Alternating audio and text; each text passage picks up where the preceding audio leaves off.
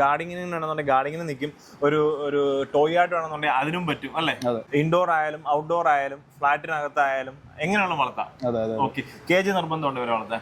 Cage നിർബന്ധമല്ല, open ആയിട്ട് വേണമെന്നുള്ള ഈ ഒരു ബ്രീഡിനെ വളർത്താൻ പറ്റും. നമസ്കാരം. നമ്മുടെ കേരളത്തിലെ വളരെ കുറച്ചുള്ള ഒരു ബ്രീഡ്സ് ആണ് എന്റെ കയ്യിലുള്ളത്, നമ്മുടെ കോർഗീസ് അല്ലേ ബ്രോ? അതെ. ഓക്കെ, നമ്മളെ പെരുമ്പാവൂരുള്ള അരുൺ ബ്രോയുടെ വീട്ടിലാണ്. ആദ്യം തന്നെ ഈ ഒരു ബ്രീഡിനെ ഒന്ന് പരിചയപ്പെടുന്നത്. എന്താണ് കോർഗീസ്, അല്ലെ എത്ര ടൈപ്സ് ഒക്കെ വരുന്നുണ്ട് ഇവരെ? കോർഗീസ് സ്മോൾ ബ്രീഡ്സ് ആണ്, സ്മോൾ ബ്രീഡ് കാറ്റഗറിയിൽ വരുന്നതാണ്. ഇവര് 2 ടൈപ്പ് ഉണ്ട്. ശരി. ഒന്ന് പെംബ്രോക്കി വെൽഷ് കോർഗി, പിന്നെ ഒന്ന് കാർഡിഗൽ വെൽഷ് കോർഗി. ഇത് ടൈപ്പാണ്. ഇത് പെംബ്രോക്കി വെൽഷ് കോർഗി. വ്യത്യാസം സൈസിൽ വ്യത്യാസമുണ്ട്. ഇപ്പൊ കാർഡിഗലില് സൈസ് കുറച്ച് കൂടും, ഇയർ ലെങ്ത് ഒക്കെ കുറച്ച് കൂടും. പിന്നെ അവരില് ആ കാർഡിഗലില് കളേഴ്സ് കുറെ ഉണ്ട്, വൈഡ് വെറൈറ്റി കളേഴ്സ് ഉണ്ട്. ഇപ്പൊ എക്സോട്ടിക് കളേഴ്സ്, മെർലി, ബ്രിൻഡിൽ അങ്ങനത്തെ കളേഴ്സ് ഒക്കെ കാർഡിഗൽ വരുന്നുണ്ട്. ഇവരെന്ന് പറഞ്ഞു കഴിഞ്ഞാൽ ബേസിക്കലി 2 കളേഴ്സ് തന്നെ ഉള്ളൂ, ബൈ കളർ, ട്രൈ കളർ. ഇത് ബൈ കളർ. ഈ ബൈ കളറിൽ തന്നെ ഷെയ്ഡ്സ് വ്യത്യാസമുണ്ട്. പിന്നെ അതിൽ സാബിൾ ഷെയ്ഡും വരുന്നുണ്ട്. ഇപ്പൊ ബൈ കളറിൽ സാബിൾ ഷെയ്ഡ് വരുന്നുണ്ട്. ട്രൈ തന്നെ റെഡ് ഹെഡ് ഉള്ളതുണ്ട്, ബ്ലാക്ക് ഹെഡ് ഉള്ളതുണ്ട്. അങ്ങനെ വരുന്നുണ്ട്. ശരിക്കും ഇതിന്റെ ഒറിജിൻ എവിടെയാണ്? വെയിൽസ്.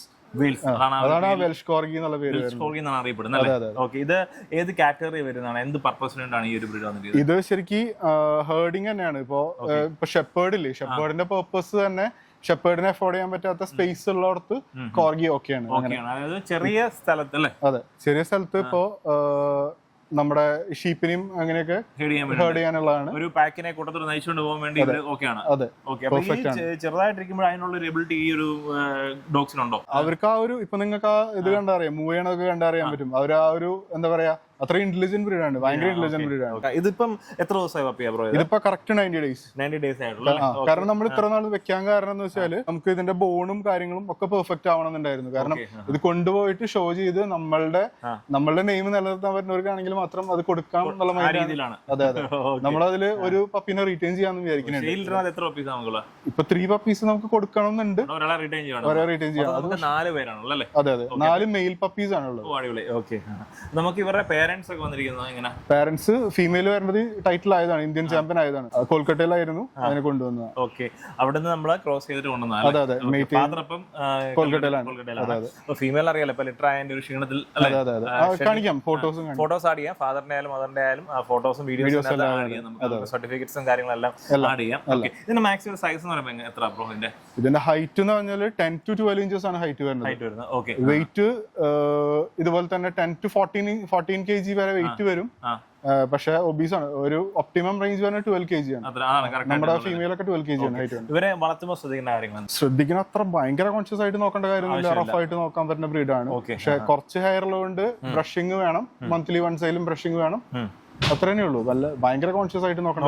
ഇതാണ് സംഭവം. കണ്ടോ, 90 ദിവസമായ കോർഗിയാണ് ഈ കാണുന്നത്. നമ്മുടെ ടെയിലെല്ലാം തന്നെ ഇതിന്റെ ഡോക്ക് ചെയ്തത്.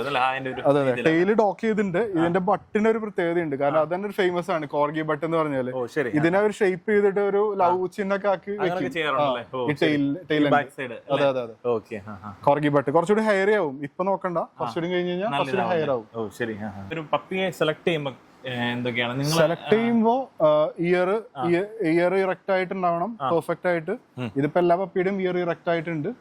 പിന്നെ ഫേസ് മാർക്കിംഗ്, കോളർ മാർക്കിംഗ്, ഇതെല്ലാത്തിനും ഉണ്ട്, പെർഫെക്റ്റ് ആയിട്ടുണ്ട്. പെർഫെക്റ്റ് ആയിട്ടുള്ള ഒരു നല്ല അടിപൊളി ലിറ്റർ ആണ്. ഈ ഒരു ബ്രീഡ് അല്ല വേറെ ഏതൊക്കെ ബ്രീഡ്സ് ഉള്ള? എന്റെ പാപ്പിലോൺ, പിന്നെ ബാസറ്റോ ഉണ്ട്. ഓക്കെ, അപ്പൊ അത്യാവശ്യം കോമൺ അല്ലാത്ത ബ്രീഡ്സ് ആണ് നമ്മളുള്ളത് അല്ലേ? പിന്നെ ഡാൽമേഷ്യൻസ് ഉണ്ട്. അപ്പൊ ഇത് ഈ പറഞ്ഞ ബ്രീഡ്സ് എല്ലാം തന്നെ വളരെ കുറച്ച് ബ്രീഡേഴ്സേ ഉള്ളൂ നമ്മുടെ കേരളത്തിൽ. അതും കോർഗീസ് എന്താ പറയുക, ഒരു ബ്രീഡിംഗ് നമ്മളങ്ങനെ മലയാളം ചാനലിൽ അങ്ങനെ വന്നിട്ടുണ്ടോ എന്നുള്ള കാര്യം അറിയത്തില്ല. നമ്മുടെ നേരത്തെ വീഡിയോസിന് അത് ജസ്റ്റ് കാണിച്ചു പോയിട്ടുണ്ട്, അതിന്റെ ഒരു ലിറ്റർ ആയിട്ട് നമ്മൾ അങ്ങനെ പരിചയപ്പെടുത്തിയിട്ടില്ലേ? ശരിക്കും ഈ ഒരു ബ്രീഡിനെ എങ്ങനെയുള്ളവർക്കാണ് വളർത്താൻ നല്ലത്? കുറച്ച് എക്സ്പെൻസീവ് ബ്രീഡ് ആയതുകൊണ്ട് എന്താ പറയാ ഫ്ലാറ്റ് എല്ലാവരും ഓക്കെയാണ്. ഇത് ടോയ് കാറ്റഗറി നമുക്ക് കാണുമ്പോൾ ടോയ് ആയിട്ട് തോന്നും, എന്നാലും പറയാൻ പറ്റുമോ? ഇല്ല, രണ്ടും എല്ലാത്തിനും പറ്റും. ഇതിപ്പോ വാച്ചിങ്ങിനാണെങ്കിൽ വാച്ചിങ്ങിന് നോക്കാം. മെയിൻ്റെനൻസ് എത്രത്തോളം ബുദ്ധിമുട്ട് അങ്ങനെ എന്തെങ്കിലും ഉണ്ടോ? അതിന് ഗ്രൂമിംഗ് ഒന്നും വരുന്നില്ല. ഇപ്പൊ ഷിറ്റ്സു അങ്ങനത്തെ ബ്രീഡ്സിനെ അപേക്ഷിച്ച് ഗ്രൂമിംഗ് ഒന്നും വരുന്നില്ല. കാരണം ഹെയർ അത്ര ഓവർ ഹെയർ ഒന്നും ഇല്ല, ജട പിടിക്കുന്ന പ്രശ്നങ്ങളോ അങ്ങനത്തെ നമ്മളൊന്നും. ഫുഡ് എത്രത്തോളം വേണം? ഫുഡും കൺസപ്ഷൻ വളരെ കുറവാണ്. ഓക്കെ, അപ്പൊ നമുക്ക് മിനിമൽ ഫുഡിൽ നമുക്ക് വളർത്തിയെടുക്കാൻ പറ്റും. ഓക്കെ, പിന്നെ ഷെഡിങ്ങിന്റെ പ്രശ്നമൊന്നുമില്ല, അലർജി പ്രശ്നം അങ്ങനെ എന്തെങ്കിലും വരുന്നില്ല? ഓക്കെ, അപ്പം മൊത്തത്തിൽ നമുക്ക് ആർക്കും വളർത്താൻ പറ്റുന്ന ഒരു ബ്രീഡ് അല്ലേ? ചെറിയ സ്പേസിലായാലും വളർത്താൻ പറ്റുന്ന ഒരു ബ്രീഡാണ് നമ്മുടെ ഈ ഒരു കോർഗീസ് എന്ന് പറയുമ്പോൾ. ബ്രോ, അപ്പൊ നമ്മുടെ ലൊക്കേഷൻ, എക്സാക്ട് ലൊക്കേഷൻ ആണ് വരുന്നത്? ഇത് പെരുമ്പാവൂരിലാണ്, എറണാകുളം ജില്ല അല്ലേ? അതെ. എറണാകുളം ജില്ല പെരുമ്പാവൂരാണ് ഓടക്കാലി. ഓടക്കാലി.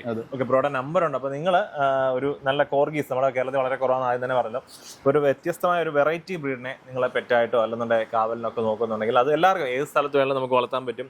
ആദ്യം പറഞ്ഞ ഇൻഡോർ ആയാലും ഔട്ട്ഡോർ ആയാലും എല്ലാം തന്നെ അല്ലേ. അപ്പോൾ അങ്ങനെ നോക്കുന്നുണ്ടെങ്കിൽ നല്ല അടിപൊളി ഒരു പപ്പീസാണ് നമ്മുടെ കയ്യിലുള്ളത്. ഇവരുടെ നമ്പറുണ്ട്, ഒന്ന് വിളിച്ചോളൂ. പിന്നെ നേരിട്ട് വരേണ്ടവർക്ക് നേരിട്ട് വന്ന് നേരിട്ട് വന്നെടുക്കാനാണ് ഞാൻ പറയത്തുള്ളൂ അല്ലേ, അങ്ങനെ ചെയ്തോളൂ. അതെ, നേരിട്ട് വന്നെടുക്കാണ് കൂടുതൽ കൺവീനിയൻസ്. കാരണം നമുക്ക് അവരുടെ സാഹചര്യങ്ങളെല്ലാം കണ്ടിട്ട് ഒരു പറ്റിയ ബ്രീഡാണോ നോക്കാം. അതെ അതെ, എല്ലാം കൊണ്ടും ആയുസ് കൊടുക്കണ കൂടുതൽ ഞാൻ പ്രൊമോട്ട് ചെയ്യില്ല. ഓക്കെ, കാരണം കഴിവ് നേരിട്ട് വരാം. വരാം. കാരണം ഈ ബ്രീഡ് നമ്മുടെ നാട്ടിൽ കോമൺ അല്ലാത്തതുകൊണ്ട് തന്നെ വേറെ എങ്ങും കാണാനുള്ള ചാൻസ് കുറവാണ് വീഡിയോക്കകത്തല്ലാതെ. അതെ അതെ. അപ്പൊ കഴിവ് നേരിട്ട് വരിക. അപ്പൊ നിങ്ങൾക്ക് പറ്റിയ ബ്രീഡാണോ നോക്കുക, എന്നിട്ട് തിരഞ്ഞെടുക്കാനാണ് ബ്രോ സജസ്റ്റ് ചെയ്യുന്നത്. അപ്പം എന്തായാലും നമ്പർ വീഡിയോക്കകത്തുണ്ട്, ഒന്ന് കോൺടാക്ട് ചെയ്തോളൂ.